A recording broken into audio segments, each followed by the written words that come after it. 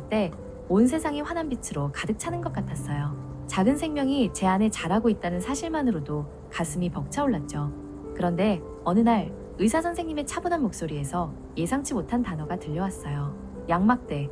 처음에는 그저 스쳐 지나가는 이야기처럼 들렸고 애써 그 단어를 잊으려 노력했어요.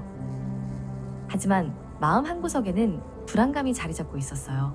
양수 검사부터 여러 가지 정밀 검사를 거치며 제 뱃속의 아기가 혹시라도 위험할까봐 밤잠을 설치기도 했죠. 특히 유명한 산부인과에서 상세 초음파를 보던 날 의사 선생님은 다시 한번 양막대의 존재를 확인시켜 주셨고 그것이 아기에게 위협이 될 수 있다는 말에 제 마음은 다시 무너져 내렸어요. 그렇게 불안과 기대를 오가던 시간은 빠르게 흘러갔고 어느덧 38주 2일째 되는 주말이었어요. 평화로운 오후 갑자기 왈칵양수가 터지는 느낌에 깜짝 놀랐죠. 남편 준호 씨는 놀란 저를 안심시키며 침착하게 대학병원으로 향할 준비를 했어요. 병원으로 가는 길은 유난히 길게 느껴졌어요. 차 안은 고요했지만 제 심장은 쿵쾅거렸죠.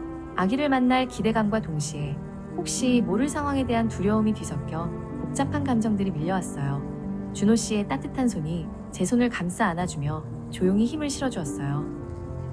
그리고 다음 날 드디어 아기를 만났어요. 작고 소중한 제 아기 다솜이. 하지만 기쁨도 잠시 아기의 상태가 예사롭지 않다는 것을 알게 되었죠. 작은 오른팔과 다리에 접히는 부분 피부가 찢어져 있었고 그 밖에도 여러 가지 문제들을 안고 태어났다는 이야기를 들었어요. 출산 직후 저는 산후조리원으로 향해야 했어요. 몸은 회복해야 했지만 마음은 아기에게 온통 가 있었죠. 다솜이와 제대로 얼굴도 보지 못한 채 헤어져야 한다는 사실이 너무나 고통스러웠어요. 제품에 안아보지도 못하고 보내야 하는 현실이 믿기지 않았어요. 다솜이는 신생아 집중치료실, 니큐, NICU로 옮겨졌어요. 작은 몸으로 얼마나 힘들까, 아프지는 않을까, 온갖 걱정이 저를 맴돌았죠. 유리창 너머로 겨우 볼 수 있는 아기의 모습은 너무나 작고 연약해 보였어요.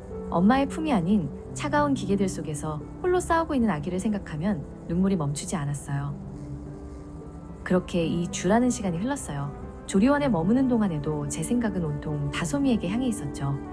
매일 니큐에 전화를 걸어 아기의 상태를 확인하고 여는 시간이 되면 한달음에 달려가 아기를 바라보았어요. 하지만 직접 안아줄 수 없다는 사실이 저를 더욱 힘들게 했어요. 매일 밤 다솜이가 건강하게 제 품으로 돌아오는 꿈을 꾸었어요. 작은 손으로 제 손가락을 꼭 잡고 제 품에서 새근새근 잠드는 모습을 상상했죠. 그 꿈이 현실이 되기를 간절히 바라며 하루하루를 버텨냈어요. 다솜이를 다시 만날 날만을 손꼽아 기다렸어요. 그리고 2주 뒤 드디어 다솜이를 만날 수 있다는 소식을 들었어요. 제 심장은 다시 한번 벅차올랐고 눈에서는 뜨거운 눈물이 흘러내렸죠. 길고 길었던 기다림 끝에 우리는 다시 만날 수 있게 되었어요. 다솜이와 함께할 새로운 시작을 꿈꾸며 저는 병원으로 향했어요. 다음 편에 계속